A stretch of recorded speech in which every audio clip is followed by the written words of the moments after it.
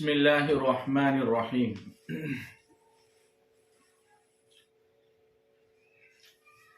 हमारी बात यहाँ तक चली थी कि मुफरदात की ये जो काम है 5, इस तरह अगर बच्चों को पढ़ाया जाए तो इंशाअल्लाह कोई भी बच्चा हुरूफ की मारिफत के अंदर कमज़ोर नहीं रहेगा। लिहाजा इसी तरतीब से जो है तमाम मजमुओं को पढ़ाने की कोशिश करें। और उसके बाद ये जो 3 काम है मैं बता रहा था कि इस तरह निशान करवाए 2 मजमुए पूरे हो जाए उसके बाद, और उसके अंदर कमज़ोर बच्चों को खास कर इस्तेमाल करें ताकि वो भी ज़हीन हो जावे और आला में आ जावे। उसके बाद दूसरा काम है खाली जगह पूर्ण करवाने का, कि बच्चों से खाली जगह पूर्ण करवावे। मसलन बा लिखा, उसकी जगह पर ता की जगह छोड़ दी खाली जगह, फिर आगे सा लिखा, उसके बाद जीम की जगह छोड़ दी और फिर आगे हा लिखा। और बच्चों से कहें खाली जगह में जो हुरूफ आते हैं उनको लिखो ताकि ये हुरूफ की मारिफत और मजबूत हो जाए। इस तरह ये भी एक काम है। और तीसरा था एक जैसे हुरूफ को जोड़वाना, कि मसलन एक लाइन में हुरूफ लिखे हुए हैं और दूसरी लाइन में हुरूफ लिखे हुए हैं। बच्चों को कहना है एक जैसे जो हर्फ हैं उसको मिलाओ, उसको जोड़ो। बा को बा से जोड़ो, जीम को जीम से जोड़ो, हा को हा से जोड़ो, जिसको गुजराती में जोड़ का जोड़ना बोलते हैं। इस तरह जो है 3 नक्शे हैं आपके सामने। पहले नक्शे में है हर्फ तलाश करवाना है। मसलन जिस हर्फ के अंदर बच्चा कमजोर हो उस हर्फ को जो है तलाश करवाओ लिखकर। फिर दूसरा नक्शा है हर्फ को हर्फ से जोड़ना है, मिलाना है एक जैसे हर्फ को। फिर तीसरा है खाली जगह पूर्ण करना। ये काम उस्ताद को हर 2 मजमुए के बाद तालीमी जांच के लिए करना है, जिसको मशकी सवालात कहा जाता है। ये 3 काम भी अगर हर 2 मजमुए के बाद होंगे तो इंशाअल्लाह बच्चे जो हैं और मारिफत के अंदर मजबूत हो जाएंगे। तो आपको 4 काम बतलाए थे: किताबत हुरूफ, मारिफत हुरूफ, सिहत हुरूफ और हिफ्ज़ हुरूफ।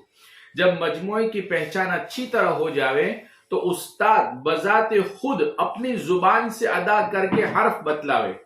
चलो बेटा बोलो जीम, हा, खौ। तो बच्चा पहली क्लास से ही हर्फ को सही अदा करेगा।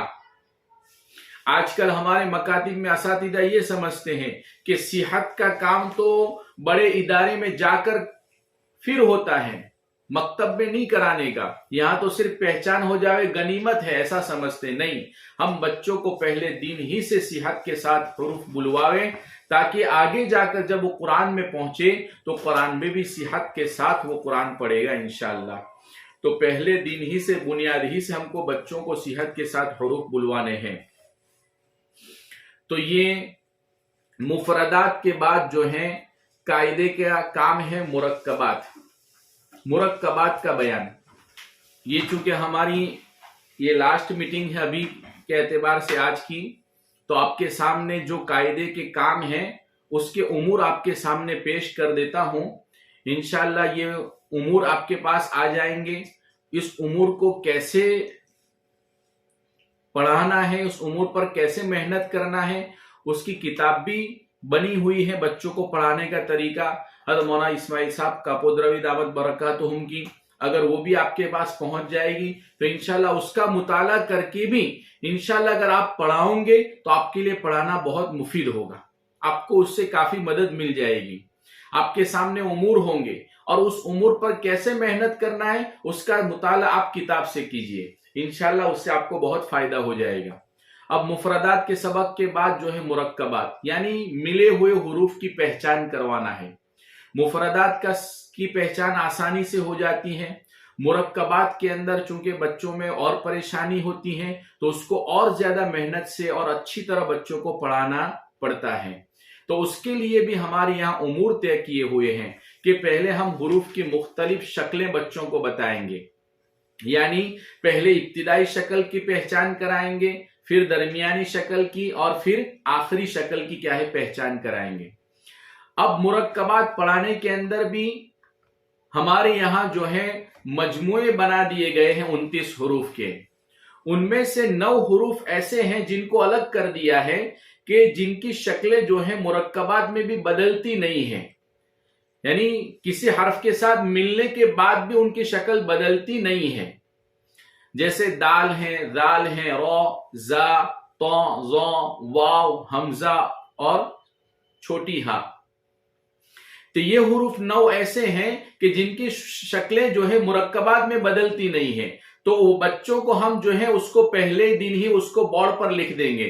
देखो बेटा, ये जो हुरूफ है 9, इसको तो तुम पहचानते हो, ये शुरू में आवे तो भी, दरमियान में आवे तो भी और आखिर में आवे तो भी उसकी शक्ल ऐसी ही रहती है। अब बाकी जो हुरूफ बचे हैं उनके 9 मजमुए बना दिए गए हैं।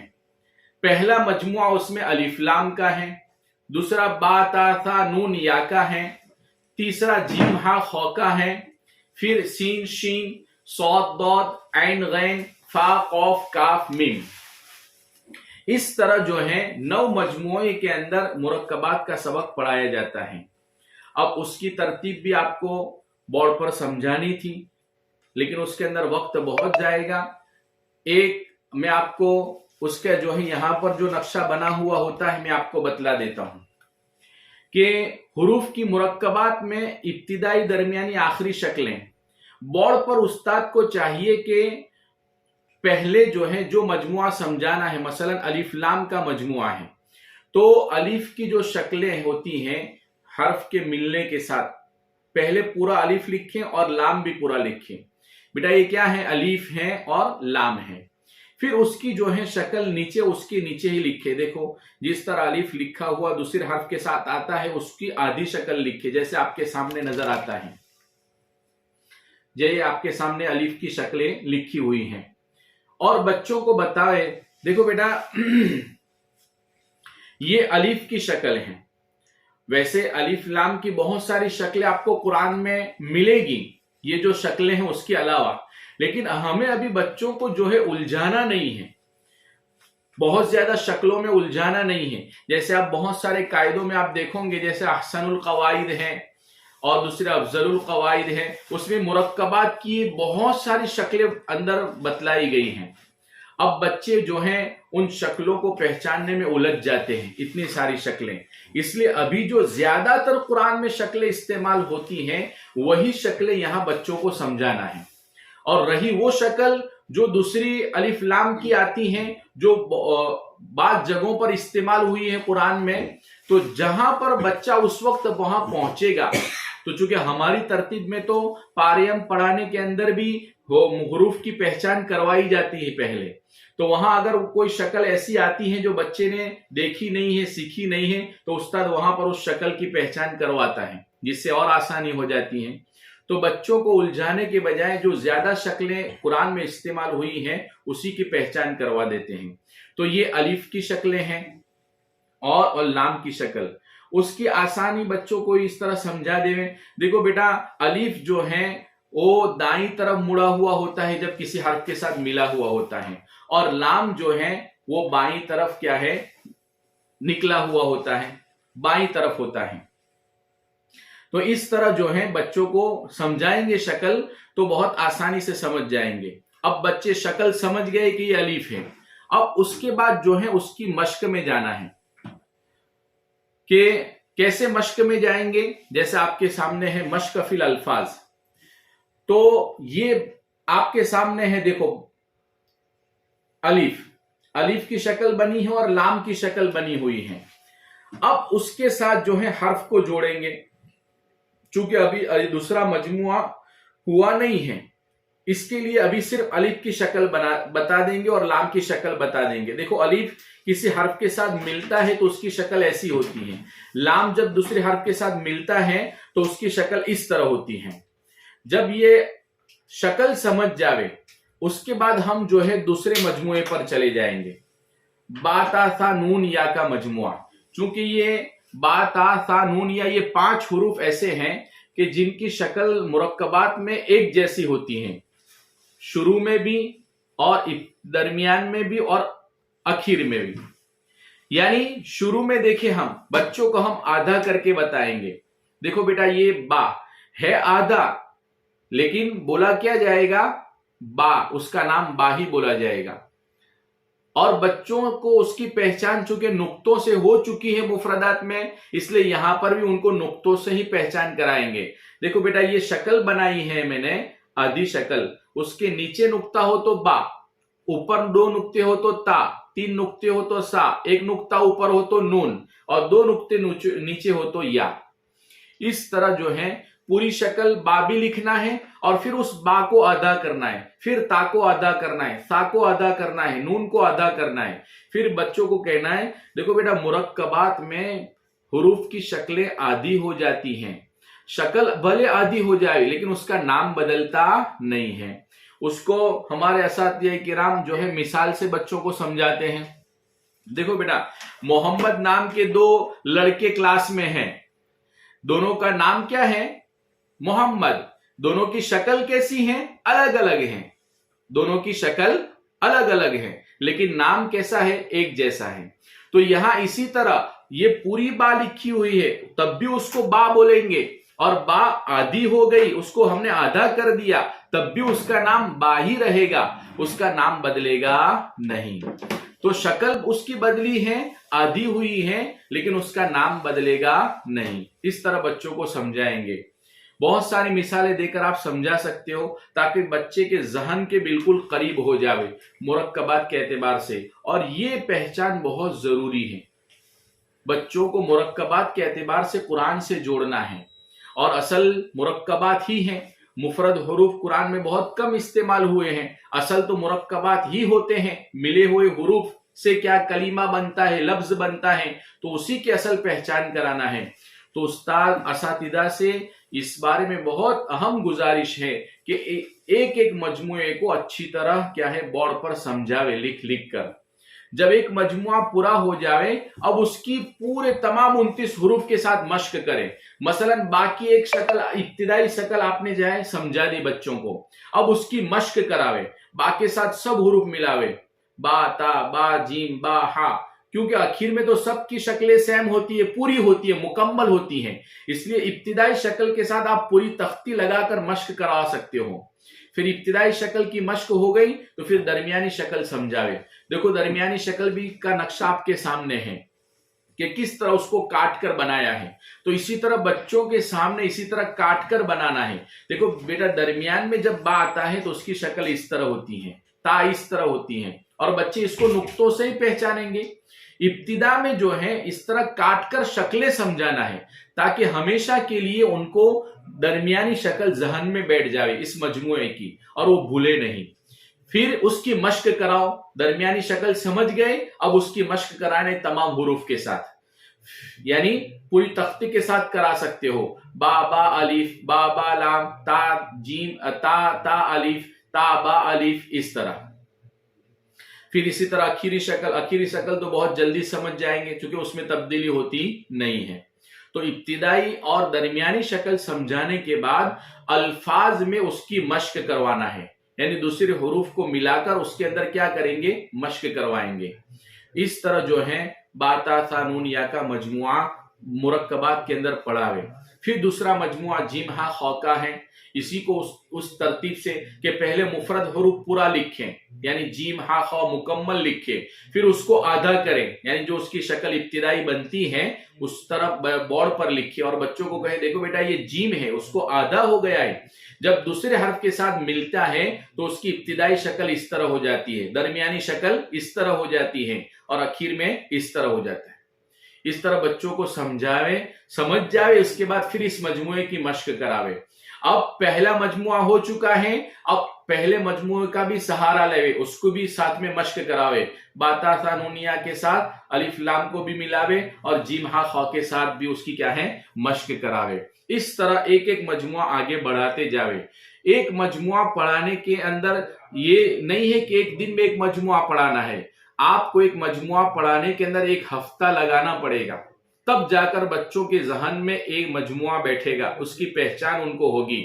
जल्दबाजी न करे कि एक ही दिन में सारे मजमूए पढ़ा दिए, ऐसा नहीं। इससे उनके हुरूफ मुरक्कबात की पहचान मुकम्मल नहीं होगी, कमजोर रहेंगे।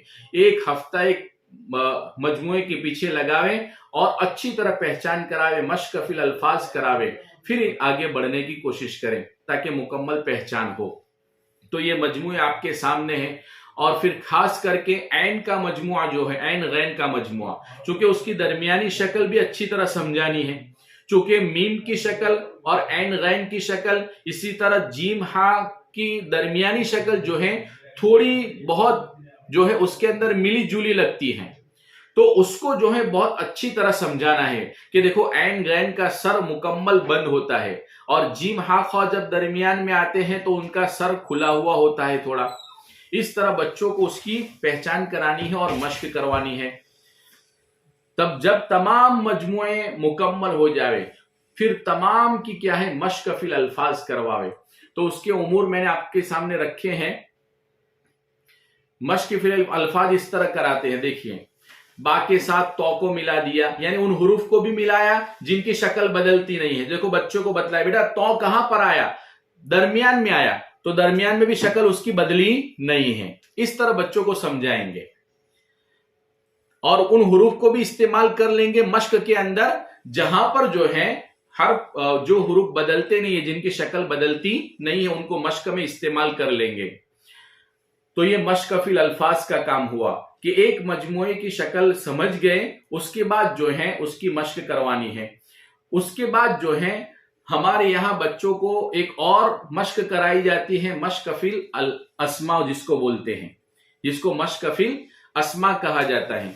इसका नाम है कि क्लास में जो बच्चे पढ़ते हैं उनके नाम बोर्ड पर लिखो आप और उसी फॉन्ट में लिखो जो फॉन्ट कायदे के अंदर है। उस्ताद को चाहिए और बच्चे को खड़ा करे, बेटा तेरा नाम क्या है, सईद है, माशाअल्लाह, देख तेरा नाम में लिखता हूं, और सईद लिखे और उसको कहे बेटा चलो हुरूफ बोलो, कौन कौन से हर्फ हैं, सीन ऐन या दाल, महबूब मीम हा बा वाव बा।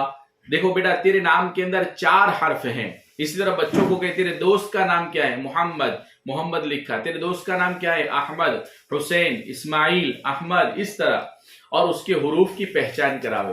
देखो ये भी एक तरीका है बच्चों की मुरक्कबात में शक्लें अच्छी तरह उनको जहन नशीन हो जाएगी। इसका नाम है मश्क फिल अस्मा। फिर उसके बाद जो है सबसे अहम काम है मुरक्कबात के अंदर मश्क फिल कुरान। मश्क फिल कुरान का क्या मतलब कि बच्चों ने जो शक्लें समझी हैं और जो अल्फाज के अंदर जो उनकी हमने मश्क कराई और पहचान करवाई है, अब उसकी मश्क कुरान की आयतों के अंदर करानी है। किसमें करानी है, कुरान की आयतों के अंदर। उस्ताद बोर्ड के ऊपर जो है कुरान की आयत बगैर एराब और अलामात के लिखे। मसलन जो छोटी छोटी सूरतें हैं, हमारे यहां हम असातिदा को इसका मुकल्लफ बनाते हैं कि वो मश्क फिल कुरान में अलम तरह से लेकर नास तक की तमाम सूरतें मश्क करा लेते हैं। और अल्हम्दुलिल्लाह मैं आपको ये बात बतलाता हूं कि हमारे यहां जो बच्चे मुरक्कबात पढ़ लेते हैं, अगर आप उनको कुरान खोलकर भी दे दो तो वो बच्चे कुरान में से जो है हुरूफ की पहचान कर लेंगे। असातिदा कुरान में भी से उनको मश्क करवा लेते हैं। इस तरह बगैर एराब के जब आयतों की मश्क हो जाती हैं तो असातिदा उनको पारे हम दे देते हैं, कुरान दे देते हैं और बच्चों से कहते चलो हुरूफ की पहचान करो, दूसरा कुछ नहीं पढ़ना, बस हुरूफ पढ़ना है, अलिफ लाम मीम ता रा काफ या फा, इस तरह। तो उस्ताद जो है एक एक आयत लिखें और बच्चों को कहें हुरूफ बोलो, अलिफ ऐन वाव दाल बा अलिफ लाम लाम हा मीम नून अलिफ लाम शीन या तो अलिफ नून अलिफ लाम रा जीम या मीम, इस तरह।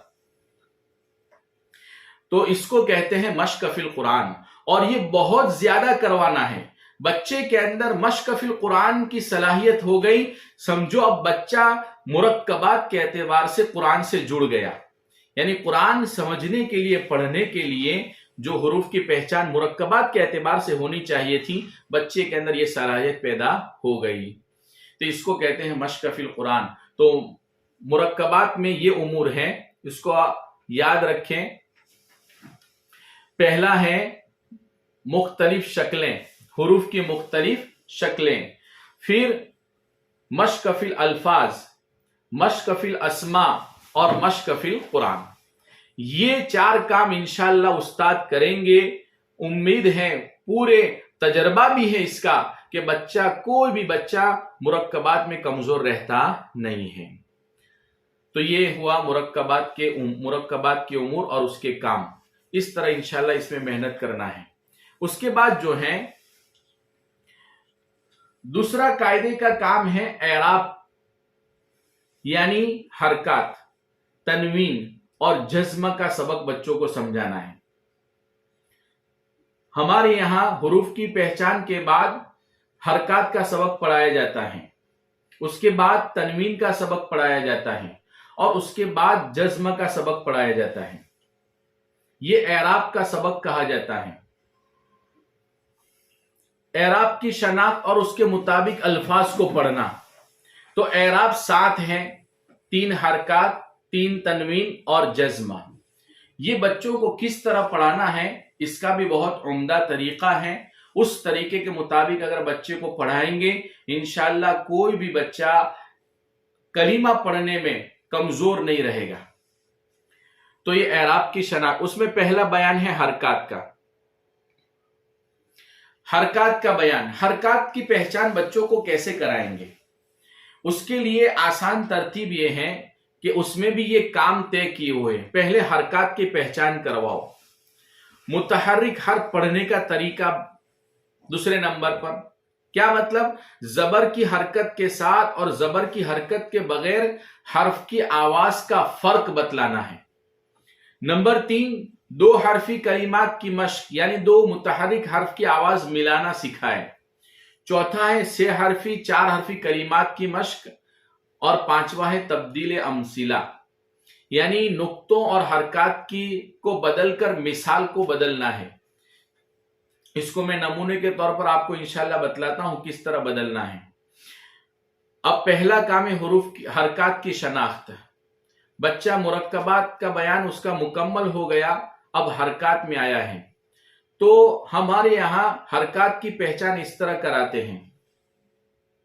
बोर्ड पर इस तरह उस्ताद जो है नक्शा बनाता है और इस तरह लाइन खींची हुई है। बच्चों से सवाल करता है, बेटा ये क्या बनाया है? उस बच्चे कहते हैं उस्ताद ये लाइन है, छोटी लाइन है, टेढ़ी लाइन है। ये क्या है? ये भी टेढ़ी लाइन है।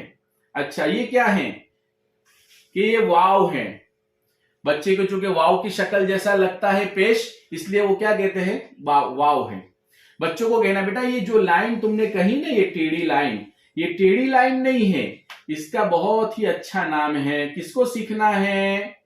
तैयार करो, डायरेक्ट बोल देना नहीं, बच्चों को आमादा करो, तरगीब दो। बेटा इसका नाम है जबर। अगर बच्चे पढ़ते हो और समझते हो तो आप अपनी अपनी जुबान के अंदर उसको लिख भी सकते हो कि जबर। बेटा इसको क्या बोलते हैं? जबर। ये क्या है? बेटा ये जो नीचे है, लाइन के नीचे, उसको कहते हैं जेर। और ये जो तुम वाव कहते हो ना, लाइन के ऊपर है उसको, ये वाव नहीं बेटा, इसका नाम है पेश। इसका नाम है पेश। इसको पेश कहा जाता है। इसका नाम क्या है? बोलो। जबर। ये कहां है? ऊपर। इसका नाम क्या है? जेर। ये कहां है? नीचे। ये क्या है? पेश। ये कहां आता है? ऊपर। तो ये हरकत की पहचान इस तरह कराई जाती है। जब हरकत की पहचान इस तरह होती है, बच्चों को जबर, जेर, पेश सही तलफ्फुज के साथ उस्ताद बुलवावे। ऐसा नहीं कि जो भी उसकी जिस तरह समझ में आए उस तरह उसको अदा करे, ऐसा नहीं। जबर बोल दे, जेर बोल दे, ऐसा ना हो, बल्कि उसको सही तलफ्फुज से जबर, जेर, पेश सही तलफ्फुज सिखावे और उसको बोलना सिखावे। बेटा इन तीनों को जो है हरकत कहते हैं। इन तीनों को क्या कहते हैं? हरकत। इसको जबर की हरकत, जेर की हरकत और पेश की हरकत, इसको जबर की हरकत। हाँ, तो तीनों को हरकत कहते हैं और इसको हरकत, जबर की, जेर की हरकत और पेश की हरकत। अब दूसरा, और उसके बाद जो है बच्चों को कहना है, बेटा ये जिस हर्फ के ऊपर आता है उस हर्फ को मुतहर्रिक बना देता है। जिस हर्फ के ऊपर हरकत आती है वो हर्फ कैसा बन जाता है? मुतहर्रिक बन जाता है। कैसा बन जाता है? मुतहर्रिक बन जाता है। तो हरकत वाले हर्फ को क्या कहते हैं? मुतहर्रिक। बच्चों को बोलना सिखावे। उलमाए किराम बैठे हुए हैं, अल्हम्दुलिल्लाह। असातिज़े किराम जब ये इस्तिलाहात बच्चों के सामने बोलते हैं, मुतहर्रिक, मुनव्वन, साकिन, बच्चे मकतब के भी उसके जवाब देते हैं। बेटा ये कौन सा हर्फ है? मुतहर्रिक हर्फ है। तनवीन हो तो बच्चा जवाब देता है मुनव्वन हर्फ है। और ये अल्हम्दुलिल्लाह देखा हुआ है कि ये इस्तिलाहात भी बच्चे बोलते हैं अगर उस्ताद ने इस तरतीब से पढ़ाया है तो हम भी शुरू से उनको ये इस्तिलाहात सिखावें कि हरकत वाले को मुतहर्रिक कहते हैं, तनवीन वाले को मुनव्वन कहते हैं, इस तरह। तो बच्चों को बताए बेटा हरकत वाले हर्फ को क्या कहते हैं? मुतहर्रिक।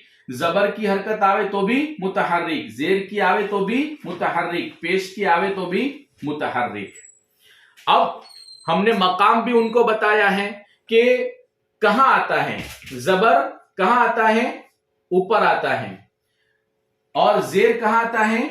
नीचे आता है। पेश कहां आता है? ऊपर आता है। जबर ऊपर, जेर हर्फ के नीचे और पेश हर्फ के ऊपर।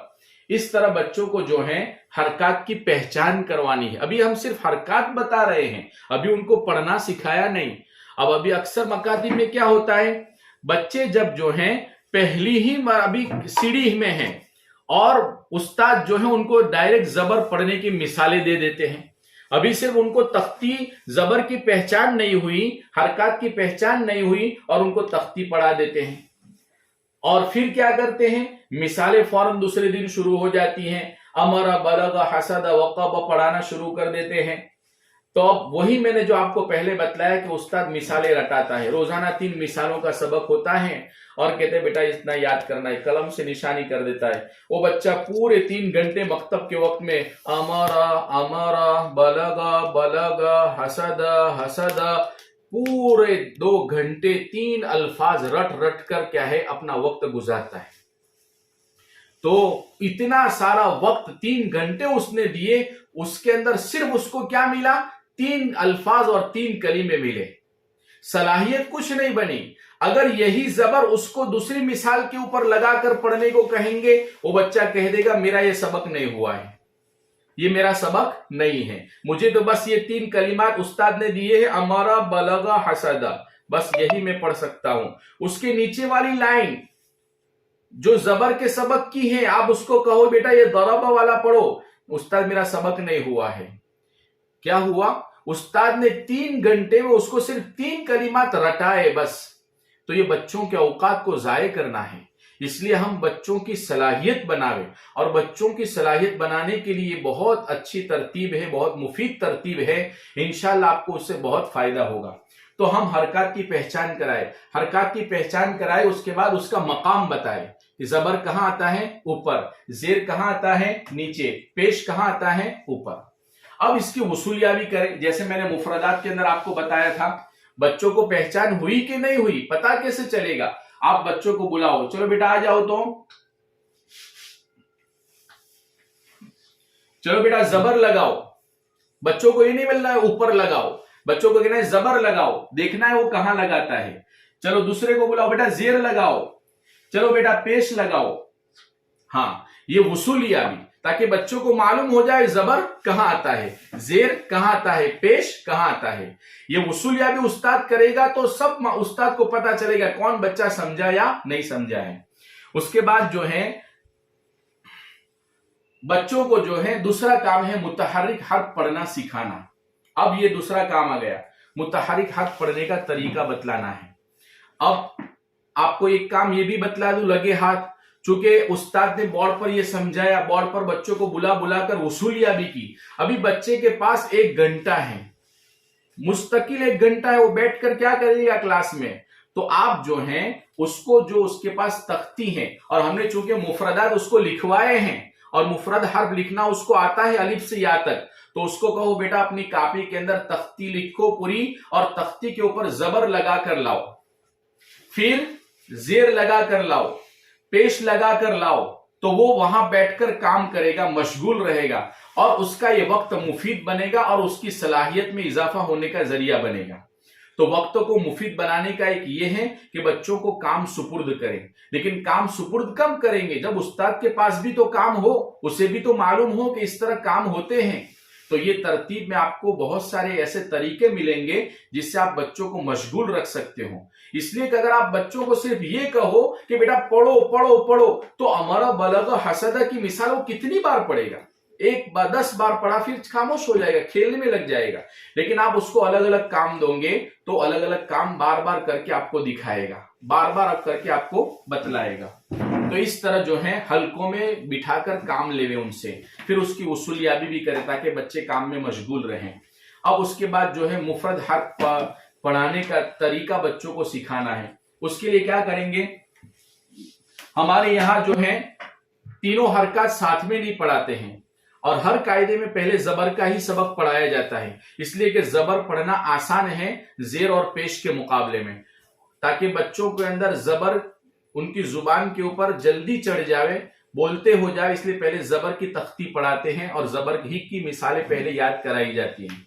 तो पहले मुफरद हर्फ के ऊपर जबर की तख्ती और जबर लगाकर पढ़ना उनको सिखाना है। बच्चों को कहेंगे बेटा ये क्या लिखा है? बच्चे पढ़ चुके हैं, बच्चे इसको पढ़ चुके हैं। बा, बेटा क्या है इसको? बा। देखो बेटा मैंने उस पर क्या लगाया? जबर। ये क्या बन गई? बा मुतहर्रिक। देखो बेटा जब उसके ऊपर हरकत नहीं थी तो उसकी आवाज थी बा, उसको हम क्या पढ़ते थे? बा। अब जब उसके ऊपर जबर की हरकत आ गई, अब उसकी आवाज हो गई ब। बोलो बेटा कैसी हो गई? ब। अब क्या पढ़ेंगे इसको? ब पढ़ेंगे। बा पढ़ेंगे नहीं, अब उसकी आवाज बदल गई, ब क्या हो गई? ब। चलो बोलो ब। अब बोलो क्या पढ़ेंगे? बा। अब बोलो क्या पढ़ेंगे? ब। इसी तरह दूसरे हुरूफ लाओ। क्या है बेटा? ता। मैंने उस पर लगाया क्या? जबर। अब पढ़ो इसको। अभी भी सैंपल देने की जरूरत दे पड़े तो दो, बतलाओ, क्योंकि पहले दिन से उसको पूरी आवाज, तख्ती की आवाज आ जाएगी नहीं।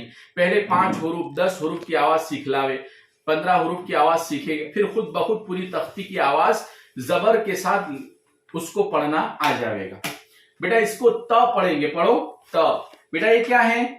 सा। जबर लगा दिया, पढ़ो अब स। बेटा ये क्या है? जीम।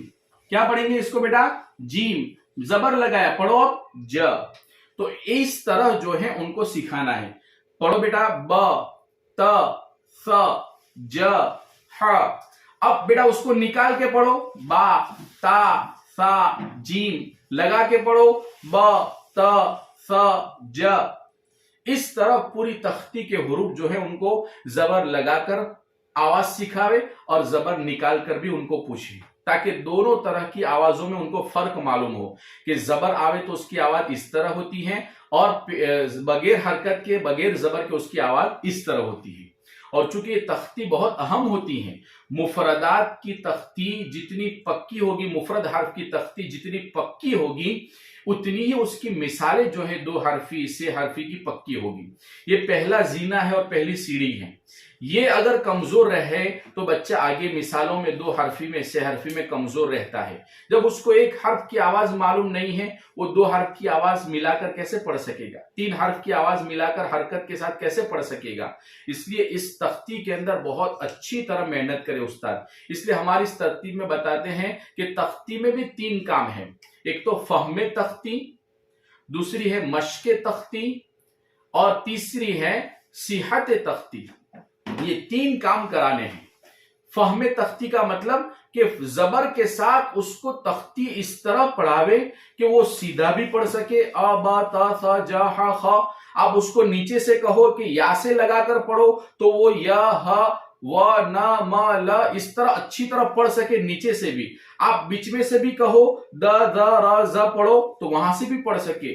कहीं से भी आप उसको जबर लगाकर पढ़ने को कहो, वो बच्चा जबर लगाकर आपको तख्ती सुनावे तो समझो ये बच्चा, उसको जबर की तख्ती की मश्क हो चुकी है। पहला काम हो चुका है। अब आप दूसरे काम पर जाओ। अब काम कैसे जाओगे? दूसरे काम पर। तो दूसरा काम फिर जो है ये अहम काम था, इसलिए तख्ती का मैंने आपको बतलाया, और ऐसे हर तख्ती में काम करना है। फिर जेर की तख्ती में जाएंगे तो भी इसी तरह करना है, पेश की तख्ती में भी इसी तरह काम करना है। तख्ती मजबूत होगी इतनी उनकी मिसालें मजबूत होगी। अब दूसरी बात यह कि बहुत सारे असातिज़े किराम पहले उसको हिज्जे के साथ पढ़ाते हैं, बा जबर ब, ता जबर त, सा जबर सा। तो हिज्जे हम बच्चों को उसी जगह करवाते हैं जहां बच्चों को जरूरत होती है, हर जगह पर हिज्जे नहीं करवाते हैं ताकि उनका वक्त बच जाए। जब बच्चा सीधा ब त स ज ह पढ़ लेता है तो अब उसको खामखा बा जबर ब पढ़ इस तरह मजबूर करने की जरूरत नहीं है। जहां अगर कोई बच्चा कमजोर पढ़ रहा है, उसे नहीं डायरेक्ट पढ़ रहा है, ब त स नहीं पढ़ सकता है, तो उसको अगर आप कहोगे बेटा बा जबर ब होता है। हरकत का सबक इस उमूर के मुताबिक पढ़ावे जो आपके सामने पेश किए गए हैं। इसी तरह आगे तनवीन है, जज्म है, हुरूफ मद्दा है, हरकत मद्दा, तशदीद, ये कायदे के जो ये काम है एराब और अलामत, उसके उमूर तय किए हुए हैं। उस उमूर के मुताबिक सब बच्चों को सबक पढ़ावे। उसका तरीके के लिए, उमूर को समझने के लिए किताब भी है, बच्चों को पढ़ाने का तरीका, उसका मुताला करके आप एक एक सबक पढ़ाएंगे तो भी आपको बहुत सहारा मिलेगा।